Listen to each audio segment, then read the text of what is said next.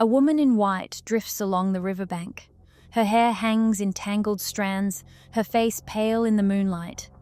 And then comes the cry, chilling, unforgettable. Her children are gone. She wanders forever, searching for them in the dark waters. This is La Llorona, the weeping woman. A story whispered to children across Mexico and the Americas. A ghost who punishes, who mourns, who warns.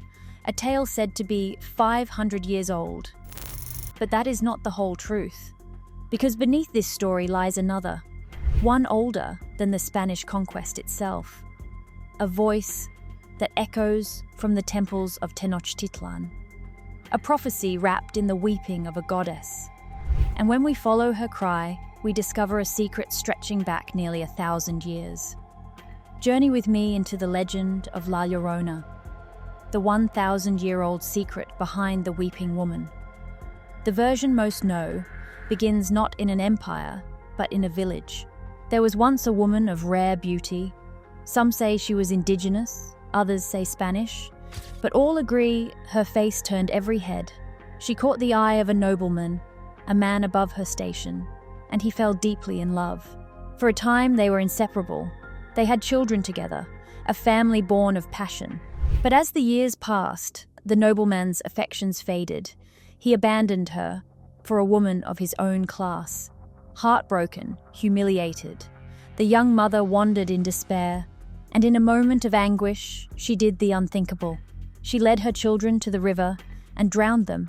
When she realized what she had done, grief consumed her. She wept until she herself died, some say, at her own hand. And from that night on, she was condemned to walk the riverbanks, weeping for her children, searching for them in vain. Parents warned their children, never stray too close to the water after dark, or La Llorona will mistake you for her lost child and drag you into the river. The legend of La Llorona appears in colonial chronicles. By the late 16th century, Spanish priests and poets recorded tales of a weeping woman haunting the lakes and canals of Mexico City. To them, she was a warning spirit, a ghostly punishment for sin. But even then, whispers said she was older than the conquest, that the cry of La Llorona had already echoed in the streets of Tenochtitlan before the Spaniards came. The Franciscan friar Bernardino de Sahagún, one of the great chroniclers of Aztec life, recorded that on the eve of the Spanish conquest, the people heard the voice of a woman in white crying out, "Oh, my children, we must flee far away. Oh, my children, where shall I take you?" To the Aztecs, she was not a nameless ghost. She was Cihuacóatl, the serpent woman, a goddess of motherhood and midwives. And her tears were an omen of catastrophe. Long before Spaniards set foot in the Valley of Mexico, the Nahua people told of Cihuacóatl, the serpent woman. She was both divine mother and terrifying omen. Cihuacóatl was said to walk the streets at night, her cries piercing the silence. She lamented the fate of her children, not just her own, but the children of an empire. Some accounts describe her carrying a cradle, wailing for infants she had lost. Others claim she appeared as a tall woman in white, her face veiled, her sobs echoing across the canals of Tenochtitlan. To the Aztecs, this was no ordinary ghost. She was a goddess of midwives, childbirth, and motherhood, but also of death and sacrifice. Her presence was unsettling, for she moved between two worlds, life and death, creation and destruction.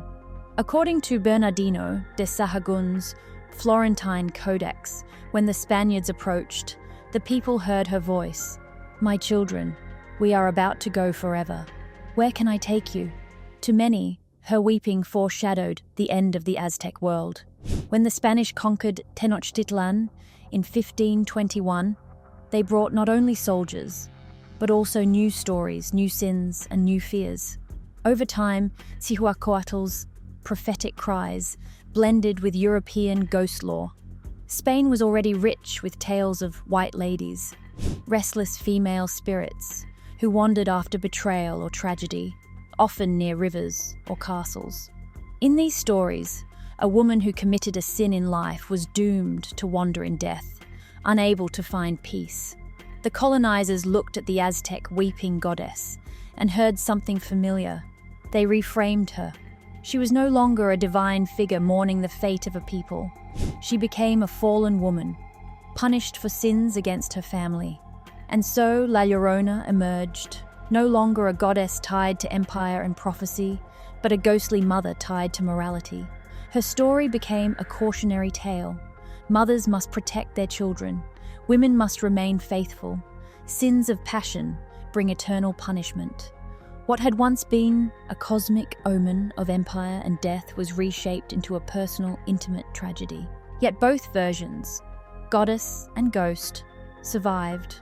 In some regions of Mexico and Central America, La Llorona is still remembered as a spirit connected to conquest, a woman crying for the loss of her children as symbols of an entire culture destroyed. In others, she is simply the mother who drowned her children in a fit of rage or grief, doomed to eternal wandering. The result is a dual identity.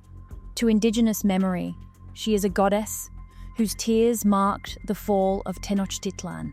To colonial folklore, she is a moral ghost story, told to keep children safe from rivers and women safe from temptation.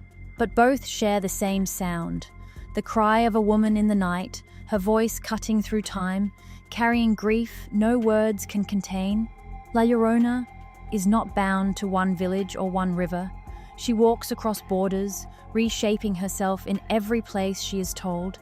In central Mexico, she is the tragic mother in white, her cries drifting along the canals.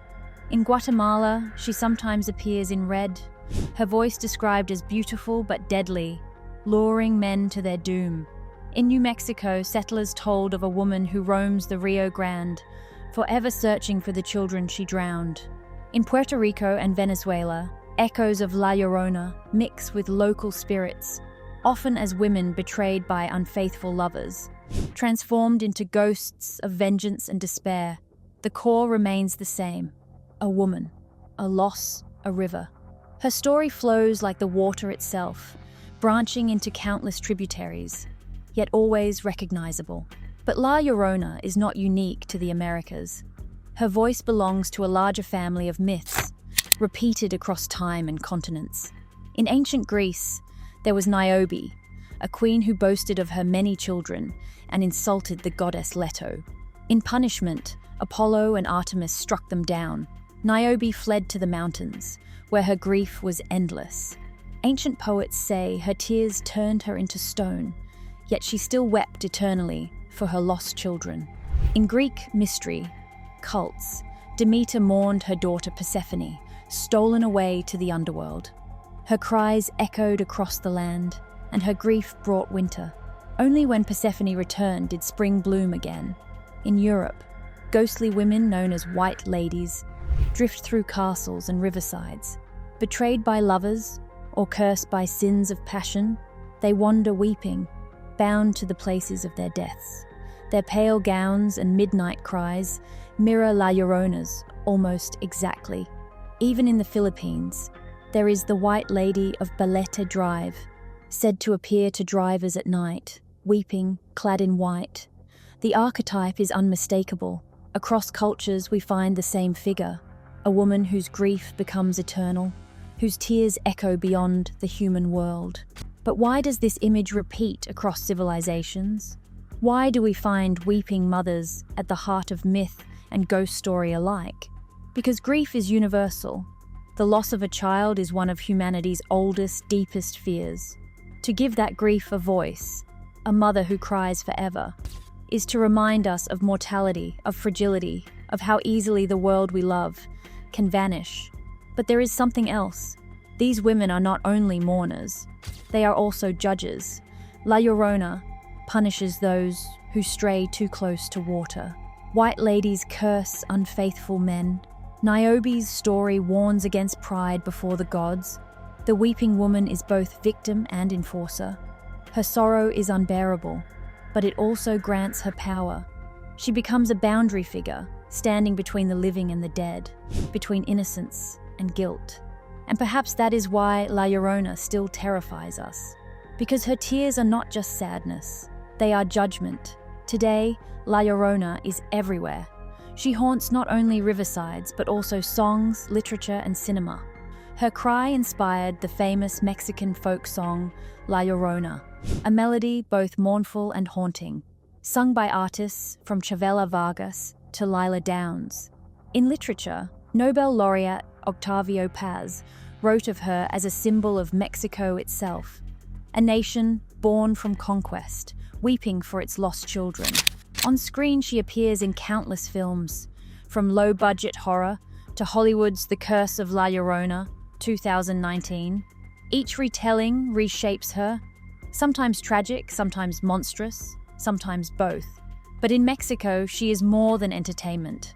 On Dia de los Muertos, people still tell her story at altars and festivals.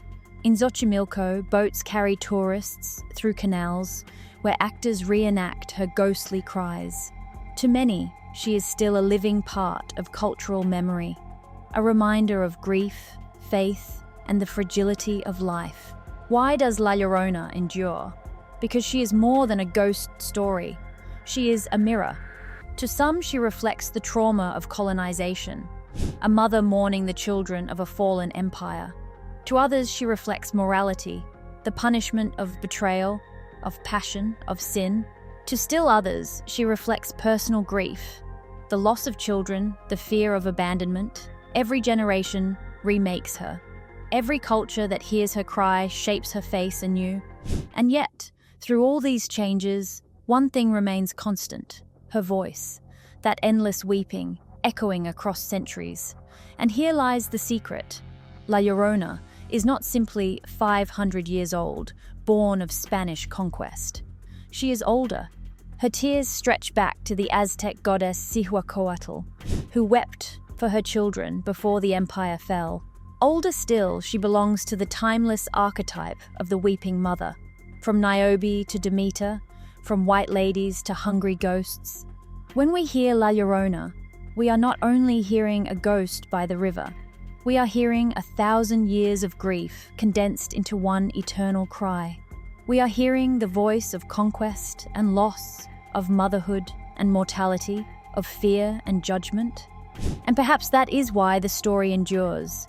Because she is not just one woman, she is all of them. So the next time you hear a cry in the night, ask yourself, is it only the wind? Or is it something older? Something that has walked beside humanity since our earliest myths. La Llorona is more than a legend. She is the sound of grief that never ends. The voice of mothers and goddesses, ghosts and victims, stretched across 1,000 years. And she is not alone. Because in the shadowy world of folklore, other spirits wait. Figures whose stories are just as ancient, just as haunting.